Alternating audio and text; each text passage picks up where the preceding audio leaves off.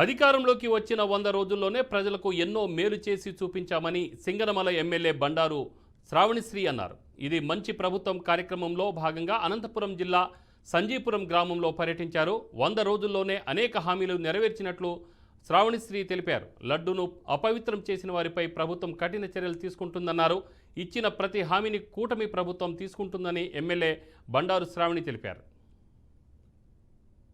బుక్కరాయ సముద్రం సంజీపురం గ్రామానికి ఇది మంచి ప్రభుత్వం అనే ఒక కార్యక్రమాన్ని మనం మొదలు పెట్టడం జరిగింది.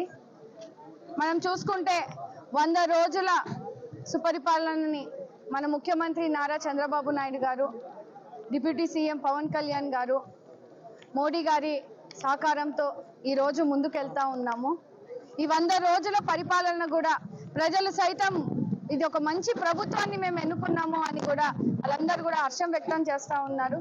గతంలో 5 సంవత్సరాలు ఆగిపోయిన అభివృద్ధిని, సంక్షేమాన్ని మరలా ఈ 100 రోజుల్లో మేమంతా కూడా గాడిపడి తీసుకొని వచ్చి ఇవాళ ముందుకు తీసుకెళ్తా ఉన్నాము. ముఖ్యంగా సంజీపురం గ్రామంలో 5 సంవత్సరాల నుంచి రోడ్లు లేని పరిస్థితిని వాళ్ళ ఎన్నికల సమస్యల్లో చెప్పడం జరిగింది. మనం చూసుకుంటే గత ప్రభుత్వంలో 5 సంవత్సరాలు గ్రామాల్లో సమస్యలు వస్తే ఎవరికి ఏం చెప్పుకోవాలో తెలియలేని పరిస్థితిని చూసినాం.